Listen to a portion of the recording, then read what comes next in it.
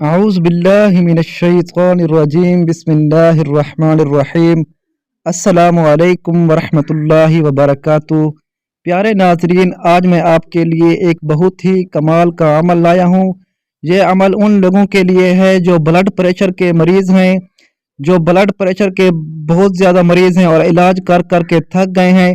تو یہ وظیفہ ان لوگوں کے لیے انشاءاللہ بلڈ پریشر کی بیماری دور ہو جائے گی، بلڈ پریشر کا مرض دور ہو جائے گا۔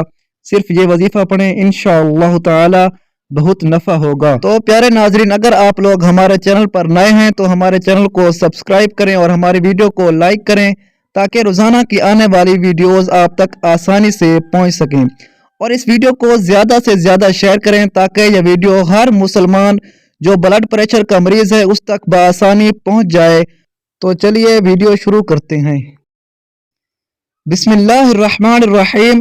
والکاظمین الغیظ والعافین عن الناس واللہ یحب المحسنین۔